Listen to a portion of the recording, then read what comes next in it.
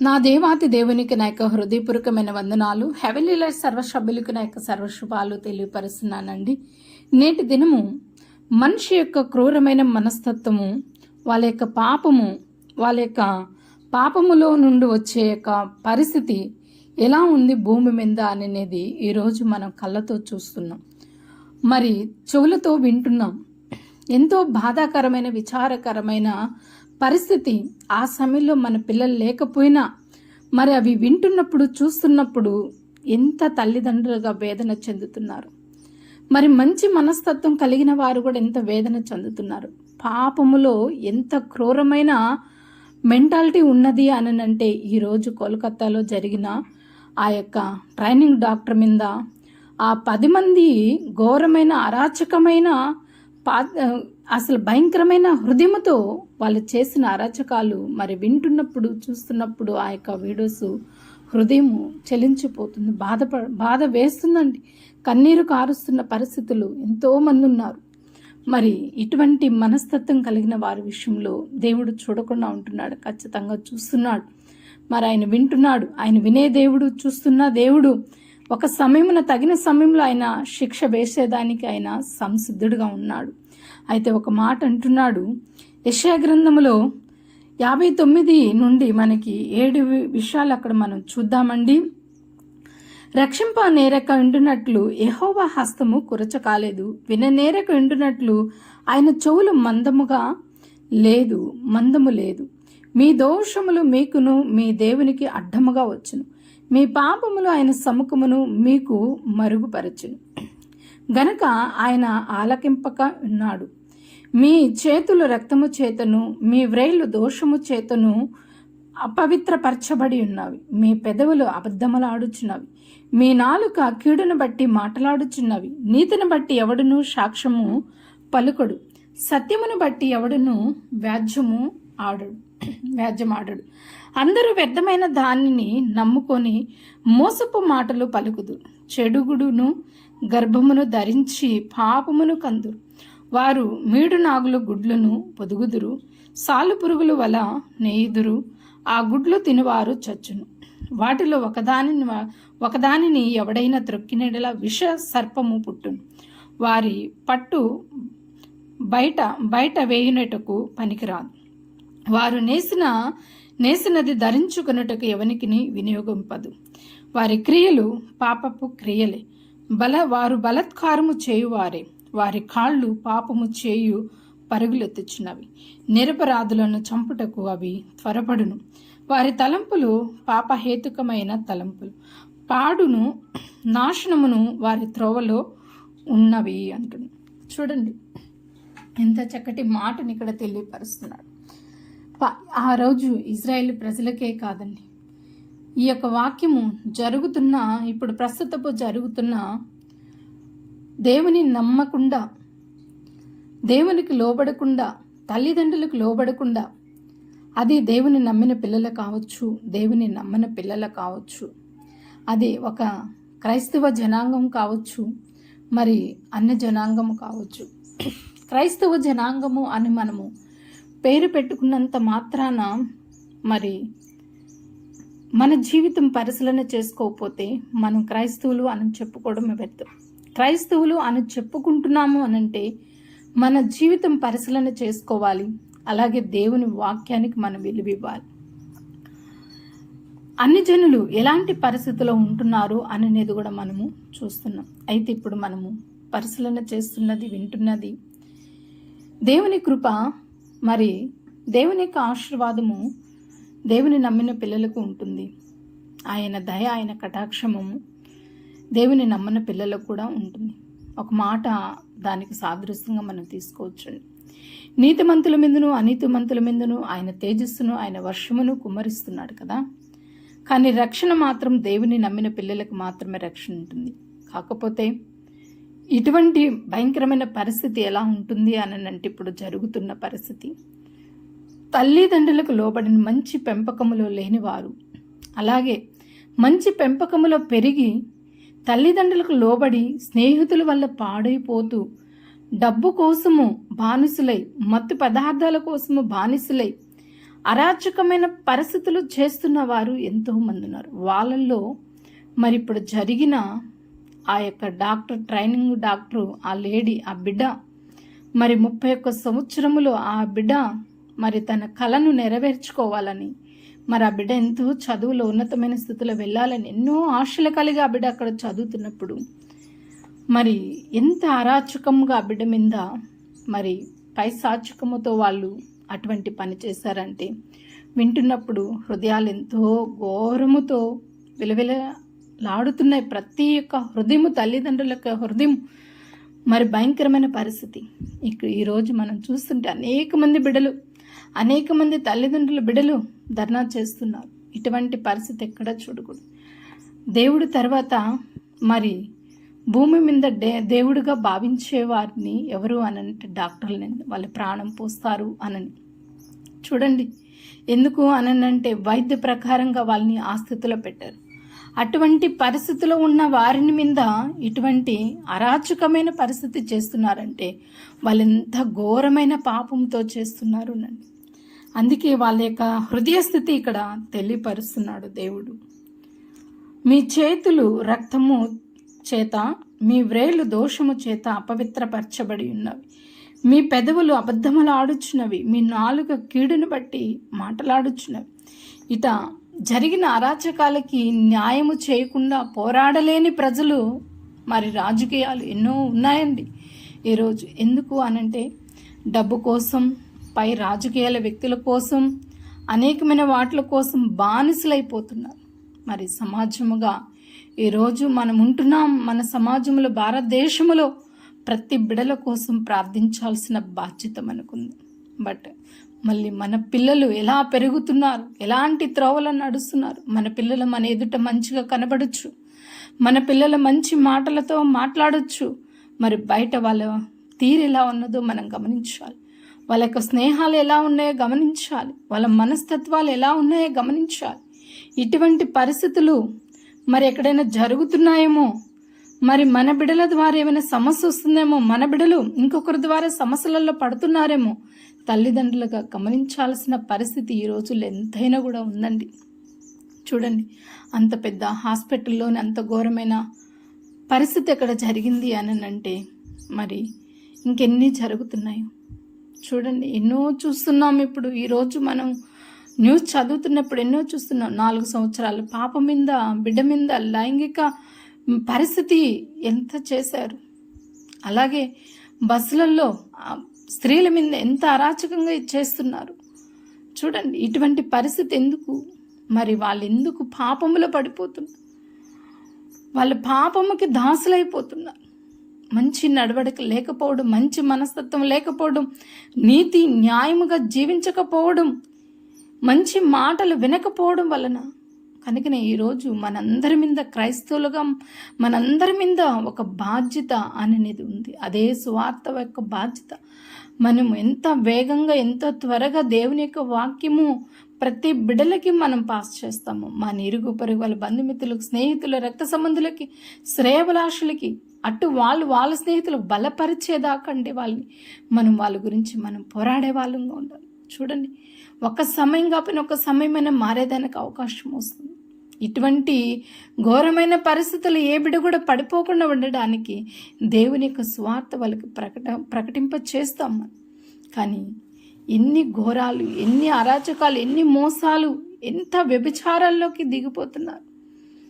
ఇటువంటి వ్యభిచారాలు, ఇటువంటి ఘోరమైన పరిస్థితి దేవుడు చూస్తూనే ఉన్నాడండి. ఒకరోజు పనిష్మెంట్ ఇస్తాడు, ఒకరోజు దేవుడు తీర్పులోకి తీసుకొస్తాడు, ఒకరోజు కఠినమైన శిక్ష దేవుడు తెలియపరచాడు. ఈ కఠినమైన శిక్షకి మనం పాత్రలుగా ఉండకూడదు, మన బిడల పాత్రలుగా ఉండకూడదు అని అంటే మనము దేవుని యొక్క స్వార్థ ప్రతి బిడలకు మనం అందించాలి. అందుకే నేను మొదటగా చెప్పాను, వినుట వలన విశ్వాసము కలుగును, విశ్వాసం మన జీవితంలో కార్యము చేయను. ఈరోజు దేనికి దాసులైపోతున్నారు? మన బిడలు కావచ్చు, మనం కావచ్చు, ఎవరమైనా కావచ్చు, దేనికి దాసులమైపోతున్నారు? ఒకసారి పరిశీలన చేసుకుందాం. వాక్యము వింటున్నాం, మనము వాక్యానికి లోపడుతున్నామా? మందిరానికి వెళ్తున్నాం, మందిరంలో చెప్పే బోధనకి మనము ఆలకిస్తున్నామా? చెవియెగ్గుతున్నామా? ఒకవేళ అలా ఉంటే మనము క్షేమకరమైన పరిస్థితిలో ఉంటాం, మన బిడ్డలు క్షేమకరమైన పరిస్థితులకు నడిపించుకుంటాం. మరి అలా లేనప్పుడు, మనమే మాదిరికరంగా బిడ్డలకి లేనప్పుడు వాళ్ళు కూడా మార్గము తప్పుతారు. చూడండి, లోకాశ, శరీరాశ, జీవపు డంబంలో బ్రతుకుతారు. ఇవి అపవాది వలన కలిగినవి. ఈరోజు శరీరాశతో మరి బ్రతుకుతున్న జీవితాలు ఎక్కువగా ఉన్నాయి. దేవుడు అంటున్నాడు కదా, సొదొమ గొమొర్ర పాపము బయలుపడుతుంది, నోవాహు దినాలు బయలుపడతాయి, యుద్ధాలు, భూకంపాలు, కరువులు, రాజ్యం మీదకి రాజ్యం ఎన్నో లేస్తాయని అన్నాడు. ఈరోజు జరుగుతున్నది అదేనండి. కనుకనే ప్రతి బిడలు అలర్ట్గా ఉండాలి. దేవుడు రాకడ సమీపముగా ఉంది, దేవుడు చాలా దగ్గరగా ఉన్నాడు. మనం ఎత్తబడే వారంగా ఉండాలి, పాపము జోలికి పోకుండా జాగ్రత్తగా ఉండాలి. ప్రతి తల్లిదండ్రులు బిడలకు బోధించాలి. లెమూయేలు తల్లి వలె ప్రార్థించాలి, లెమూయేలు తల్లి వలె బిడలకు బోధించాలి. చూడండి, సామెతల గ్రంథంలో ఒక మాట మనకి చక్కగా గుర్తుకొస్తుందండి. చూద్దాం, ఆ వాక్యము కూడా మనం విందాం. సామెతల గ్రంథము ఇక్కడ 31వ వచనము మనకు కనబడుతుంది. రాజైన లెమూయేలు మాటలు, అతని తల్లి అతనిని ఉపదేశించిన దేవోక్తి, కుమారుడా నేనేమందును, నేను కన్నన్ కుమారుడా నేనేమందును, నా మ్రొక్కిని కనిన కుమారుడా నేనేమందును, నీ బలమును స్త్రీలకి ఇయ్యకము, రాజుల నశింపజే స్త్రీలతో సహాసము చేయకము అని. చూడండి, ప్రతి బిడ్డకి తల్లిదండ్రులు ఉపదేశించాలి. తల్లి యొక్క ఉపదేశం అంగీకరించాలి, తండ్రి చెప్పే ఉపదేశమని ఆలకించాలి. ఈరోజు స్నేహాల వల్ల, డబ్బు కోసం, శరీరాశల కోసం, అనేకమైన హోదాల కోసం, సమాజంలో ఒక పేరు ప్రఖ్యాతులు పొందుకోవాలని దానికోసం మార్గమును, సరైన మార్గంలో నుండి వంకర మార్గంలోకి వెళ్ళిపోతున్నారు, తప్పిపోతున్నారు, మార్గము తప్పిపోతున్నారు, పాపములో పడిపోతున్నారు. కానీ అట్టి పాపములో పడిపోయిన వాళ్ళు బాగుపడతారా? చూడండి, కఠినమైన శిక్ష పొందుకుంటాడు, పాడైపోతాడు. ఒక మాట సామెతల గ్రంథంలోని 11వ అధ్యాయము చక్కముట్టి మాట మనకు అక్కడ కనబడుతుంది. 28వ వచనం, ధనమును నమ్ముకున్నవాడు పాడైపోవును, నీతిమంతులు చిగురాకుల వల్లే వృద్ధి నందుదురు అంటున్నాడు. ధనము నమ్ముకుంటే ఈ ధనము కోసం ఈరోజు అబద్ధాలు, మోసాలు, బానిసలైపోతున్నారు. చూడండి, న్యాయమునికి దాసులు అవ్వట్లేదు, అన్యాయానికి దాసులు అవుతున్నారు. న్యాయం పక్షాన్ని ఎవరు నిలబడలేని పరిస్థితి. కనుకనే మనం న్యాయం పక్షాన్ని నిలబడదాం. మన దేవుడు న్యాయాధిపతి అండి, మన దేవుడు న్యాయాధిపతి. న్యాయాధిపతిగా ఉన్న పిల్లలు ఎలా ఉండాలి? ఇంకా న్యాయముగా జీవించాలి కదా, ఇంకా మంచి మార్గంలో ఉండాలి కదా, మంచి ఆలోచనతో ఉండాలి కదా. పాపం వల్లొచ్చు జీతము మరణం అన్నాడు కదా దేవుడు. ఈరోజు మరణానికి అప్పగింపబడక జీవానికి అప్పగింపబడే రీతిలో మనం అందరం బ్రతకాలండి. సమాజానికి వాక్యము తెలియపరచాలి. సమాజానికి ఎంత తొందరగా వాక్యము తెలియపరిస్తే, ఇదిగో దేవుడు త్వరగా రాబోతున్నాడు అంటున్నాడు. దేవుడు మనసును మనం ధరించుకోవాలి. అందుకే కదా దేవుడు సాత్వికుడుగా కనబడుతున్నాడు, దీనుడిగా కనబడుతున్నాడు. మత్తయి సువార్తలో మనకి చక్కటి మాటను అక్కడ తెలియపరుస్తున్నాడండి. ఆ వాక్యం కూడా మనం చూద్దాము. మత్తయి సువార్త 11వ అధ్యాయములో ఆ మాట మనకి గుర్తొస్తుంది. ఆ వాక్యం మనం ధ్యానం చేద్దామనండి. 29వ వచనం, 11-29వ వచనములో, నేను సాత్వికుడను దీన మనసు గలవాడును గనుక మీ మీద నా కాడి ఎత్తుకుని నా యొద్ద నేర్చుకున్నది అంటున్నాడు. ఆయన సాత్వికుడు, దీన మనసు కలిగిన వాడు గనుక దేవుని యొద్ద మనము నేర్చుకునే వారు ఉండాలి. నేర్చుకుంటున్నామా? ఈరోజు యవ్వనస్తులు తప్పిపోతున్నారు, స్త్రీలు తప్పిపోతున్నారు, పురుషులు తప్పిపోతున్నారు. నేను ఎందుకు ఈ వాక్యం చెప్తున్నాను? నా యొక్క సహోదరులు, నా యొక్క సహోదరులు, దేవుని యొక్క పిల్లలుగా పిలువబడుతున్న ప్రతి బిడ్డలు మంచి ఆశీర్వాదములతో మరి భూమి మీద ఉన్నప్పుడు ఆయన కృపతో నింపబడి మంచి ఆశీర్వాదములు పొందుకొని వర్ధిల్లే రీతిలో ఉండాలి. తదుపరి ఆయన వచ్చినప్పుడు ఆయనతో పాటు, ఆయన చేయి పట్టుకొని మనం ఆయనతో పాటు నడిచే వారం ఉండాలి.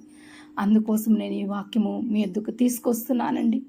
ఈరోజు తల్లిదండ్రులంగా మన బిడ్డలు బాగున్నారని మనం ఎంతో హ్యాపీతో, మనం సంతోషముతో ఉన్నాం. బట్ అనేకమైన బిడ్డలు పాడైపోతుంటే వాళ్ళ తల్లిదండ్రులు చెబుతున్నా వాళ్ళు వినలేనప్పుడు అలాంటి బిడ్డలందరి గురించి కూడా మనం ఈరోజు ప్రార్థన చేయాలండి. ప్రార్థన చేద్దాం. ఇదిగో ఆ యొక్క లేడీ డాక్టరు మరణించిన వాళ్ళ తల్లిదండ్రులు ఎంతో విలపిస్తున్నారు. నా గారాల పట్టి నా ముద్దుల బిడ్డ ఇక్కడ డాక్టర్ చదువుతుంది, మంచి స్థితిలో ఉంటుంది, ఆ బిడ్డ మంచిగా ఎదుగుతున్నప్పుడు మేము ఆ బిడ్డను చూసి ఎంత ఆనందపడాలని ఎన్నో కలలు కన్నారు. అలాగే మరణించిన బిడ్డ ఎన్నో కలలు కనుంటుంది. మరి ఈరోజు ఆ బిడ్డ పరిస్థితి ఎంత ఘోరంగా మరణించిందో, మరి ఆ తల్లిదండ్రులు న్యాయం కోసం ఎంత పోరాడుతున్నారు, ఆ పరిస్థితుల్లో ఇంకొక బిడ్డ అలా ఉండకూడదని ఎంత పోరాడుతున్నారు. కనుకనే మనకి సమయం ఉన్నప్పుడు ప్రార్థన చేద్దాం, వాళ్ళ కుటుంబం గురించి ప్రార్థన చేద్దాం. సమాజంలో ఇలాంటివి జరగకుండా ఇంకా మనము అంగలార్పు ప్రార్థన చేద్దామండి. పశ్చాత్తాపంతో దేవుడి దగ్గర అడుగుదాం.